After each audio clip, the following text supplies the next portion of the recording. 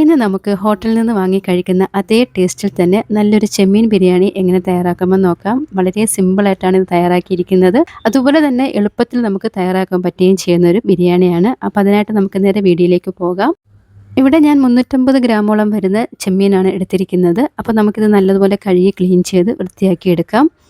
അപ്പോൾ ഇതുപോലെ ഞാൻ കഴുകി ക്ലീൻ ചെയ്ത് വൃത്തിയാക്കി എടുത്തിട്ടുണ്ട്. ഇനി ഇതിലേക്ക് നമുക്ക് അല്പം മഞ്ഞൾപ്പൊടിയും ഉപ്പും കൂടെ ചേർത്ത് കൊടുത്ത് ഒന്ന് മാരിനേറ്റ് ചെയ്യാനായിട്ട് വെച്ചിരിക്കാം. ഒരു 10 മിനിറ്റിന് ശേഷം നമുക്കിതൊന്ന് ഫ്രൈ ചെയ്തെടുക്കാം. അപ്പോൾ ഇതുപോലൊരു പാനിലേക്ക് അല്പം വെളിച്ചെണ്ണ ഒഴിച്ചു കൊടുക്കാം. എണ്ണ നന്നായി ചൂടായി വരുമ്പോഴത്തേക്കും ഈ കൊഞ്ചെല്ലാം ഇട്ട് കൊടുത്തിട്ട് നമുക്ക് നല്ല രീതിക്ക് ഇതൊന്ന് ഫ്രൈ ആക്കി എടുക്കാം. ഇനി ഇതിൻ്റെ അടുത്ത സ്റ്റെപ്പ് എന്ന് പറയുന്നത് നമുക്ക് കുറച്ച് റൈസ് വേവിച്ച് മാറ്റാം. അപ്പോൾ ഇതുപോലൊരു പാത്രത്തിലേക്ക് അല്പം നെയ്യ് ഒഴിച്ചു കൊടുക്കാം. എന്നിട്ട് പട്ട, ഗ്രാമ്പു, ഏലയ്ക്ക, ഒരല്പം ക്യാരറ്റും കൂടെ ചേർത്ത് കൊടുത്ത് നന്നായിട്ടിതൊന്ന് വഴറ്റി കൊടുക്കാം. ക്യാരറ്റെല്ലാം ഒന്ന് വാടി വരുമ്പോഴത്തേക്ക് നമ്മൾ കഴുകി വെച്ചിരിക്കുന്നതായി റൈസ് ചേർത്ത് കൊടുക്കാം. ഇവിടെ ഞാൻ 2 കപ്പ് റൈസാണ് എടുത്തിരിക്കുന്നത്. അതായത് ഈ ഒരു ബൗളിലേക്ക് നമുക്ക് 3 പേർക്ക് കഴിക്കാൻ പറ്റുന്ന രീതിയിലാണ് റൈസ് എടുത്തിരിക്കുന്നത്. ഈ റൈസ് നെയ്യിൽ കിടന്ന് 1 മിനിറ്റോളം സമയമൊന്ന് നമുക്ക് നല്ല രീതിക്ക് ഒന്ന് മിക്സ് ചെയ്ത് കൊടുക്കാം. ഇനി ഈ റൈസ് കുക്ക് ചെയ്യാൻ ആവശ്യമായിട്ടുള്ള വെള്ളം ഒഴിച്ചു കൊടുക്കണം. വെള്ളം എടുക്കുമ്പോൾ ശ്രദ്ധിക്കണം, നമ്മൾ ഈ അരി 1/4 ഭാഗമാണ് വേവിക്കുന്നത്. അപ്പോൾ അതിനായിട്ട് സാധാരണ നമ്മൾ 1 ഗ്ലാസ് അരിക്ക് 2 ഗ്ലാസ് വെള്ളം എടുക്കുകയെന്നുണ്ടെങ്കിൽ ഇവിടെ 1 ഗ്ലാസ് അരിക്ക് 1.5 കപ്പ് വെള്ളം മതിയാവും കേട്ടോ. അപ്പോൾ ആ ഒരു രീതിക്ക് വേണം നമ്മൾ വെള്ളം എടുക്കേണ്ടത്. ഇനി അല്പം ഉപ്പും കൂടെ ചേർത്ത് കൊടുത്തൊന്ന് മിക്സ് ചെയ്തിട്ട് വെള്ളവും റൈസും ഇതുപോലെ സമമായിട്ട് വരുമ്പോഴത്തേക്കും അല്പസമയം നമുക്കിതൊന്ന് അടച്ചു വെച്ചൊന്ന് വേവിക്കാം. ഒരു 2-3 മിനിറ്റിന് ശേഷം നമുക്ക് അടപ്പ് തുറന്ന് വീണ്ടും നമ്മുടെ റൈസ് ഇവിടെ വെന്തോ നോക്കാം. ഇപ്പം നമ്മുടെ റൈസ് ഇവിടെ റെഡി ആയിട്ടുണ്ട്. തീരെ വെന്തു പോകാതെ ഈ ഒരു രീതിയിലാണ് ഞാൻ തയ്യാറാക്കിയിരിക്കുന്നത്.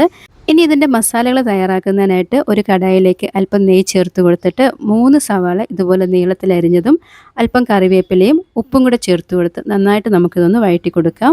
ഉള്ളി നല്ലതുപോലെ വഴണ്ട് ഈ ഒരു രീതിയായി വരുമ്പോഴത്തേക്കും നമുക്കിതിലേക്ക് ചേർത്ത് കൊടുക്കേണ്ടത് ഇഞ്ചിയും വെളുത്തുള്ളിയും പച്ചമുളകും കൂടെ ചതച്ചത് ചേർത്ത് കൊടുക്കാം. എന്നിട്ട് വീണ്ടും നമുക്ക് ഇത് നല്ലതുപോലെ ഒന്ന് മിക്സ് ചെയ്ത് കൊടുക്കാം. നമ്മുടെ ഇഞ്ചിയും വെളുത്തുള്ളിയും പച്ചമുളകിൻ്റെ ആ പച്ചമണമെല്ലാം ഒന്ന് മാറി കിട്ടിയതിന് ശേഷം ചെറുതായിട്ട് അരിഞ്ഞ ഒരു തക്കാളിയും ഒരു പിടി മല്ലിയിലയും പുതിനയിലയും കൂടെ ചേർത്ത് വീണ്ടും നമുക്കിതൊന്ന് നന്നായിട്ടൊന്ന് ഇളക്കി കൊടുക്കാം. എന്നിട്ട് ഈ തക്കാളിയെല്ലാം നല്ലതുപോലെ ഒന്ന് ഉടഞ്ഞു കിട്ടുന്നതിനായിട്ട് അല്പസമയം നമുക്കിതൊന്ന് അടച്ചു വെച്ചൊന്ന് വേവിക്കാനായിട്ട് വെക്കാം. ഒരു 2-3 മിനിറ്റിന് ശേഷം മൂടി തുറന്ന് വീണ്ടും നമുക്ക് നല്ലതുപോലെ ഒന്ന് മിക്സ് ചെയ്ത് കൊടുക്കാം. തക്കാളിയെല്ലാം നല്ലതുപോലെ വെന്തുടഞ്ഞിട്ടുണ്ട്. ഇനി നമുക്ക് ചേർക്കേണ്ടത് ഇതിലേക്ക് ഫിഷ് മസാലയാണ് 1 സ്പൂൺ ചേർത്ത് കൊടുക്കുന്നത്. എന്നിട്ട് മഞ്ഞൾപ്പൊടിയും അല്പം ഗരം മസാലയും കൂടെ ചേർത്ത് കൊടുക്കുന്നുണ്ട്. നിങ്ങൾക്ക് ഫിഷ് മസാല ആവശ്യമില്ല എന്നുണ്ടെങ്കിൽ സാധാരണ നമ്മൾ ഇടും പോലെ മുളക് പൊടി, മല്ലിപ്പൊടി, മഞ്ഞൾപ്പൊടി, ഗരം മസാല ഇതൊക്കെ ചേർത്ത് കൊടുക്കാവുന്നതാണ്. ഇവിടെ ഞാൻ ഈസ്റ്റൻ്റെ ഫിഷ് മസാലയാണ് എടുത്തിരിക്കുന്നത്. എന്നിട്ട് ഈ മസാലയുടെ പച്ചമണമെല്ലാം ഒന്ന് മാറി കിട്ടുന്നതിന് വേണ്ടി നല്ല രീതിക്ക് ഇതൊന്ന് മിക്സ് ചെയ്ത് കൊടുക്കാം. ഇനി ഇതിലേക്ക് ചേർത്ത് കൊടുക്കുന്നത് 2 ടേബിൾ സ്പൂൺ തൈരാണ് എടുത്തിരിക്കുന്നത്. പുളി കുറഞ്ഞ തൈരാണ് എടുത്തിരിക്കുന്നത്. വീട്ടിൽ തന്നെ ഉണ്ടാക്കിയ തൈരാണ്. അപ്പോൾ അതും കൂടെ ചേർത്ത് അല്പം വെള്ളവും കൂടെ ചേർത്ത് വീണ്ടും നന്നായിട്ട് നമുക്കിതൊന്ന് മിക്സ് ചെയ്ത് കൊടുക്കാം.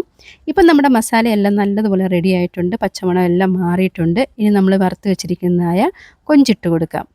എന്നിട്ട് വീണ്ടും നന്നായിട്ടതൊന്ന് മിക്സ് ചെയ്ത് കൊടുത്തിട്ട് അല്പം വെള്ളം കൂടെ വേണമെങ്കിൽ ചേർത്ത് കൊടുക്കാവുന്നതാണ്.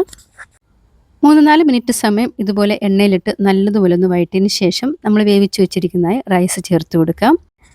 എന്നിട്ട് ഈ മസാലയെ കിടന്നൊന്ന് ഈ റൈസെല്ലാം ഒന്ന് കുക്ക് ചെയ്യുന്നതിനായിട്ട് അല്പസമയം നമുക്കിതൊന്ന് ദം ചെയ്യാനായിട്ട് വെക്കാം. അല്പം മല്ലിയില ഇതിൻ്റെ പുറത്ത് ഇട്ട് കൊടുത്തിട്ട് കുറച്ച് നെയ്യും കൂടെ ഇതിൻ്റെ മുകളിലായിട്ട് ഇങ്ങനെ സ്പ്രെഡ് ചെയ്ത് കൊടുത്തിട്ട് അടച്ചു വെച്ച് നമുക്കിതൊന്ന് ദം ചെയ്യാനായിട്ട് വെക്കാം. അപ്പോൾ ലോ ഫ്ലെയിമിലിട്ട് നമ്മളിതൊരു 5 മിനിറ്റോളം സമയം ചെറുതീയിലൊന്ന് വേവിക്കുകയാണ്.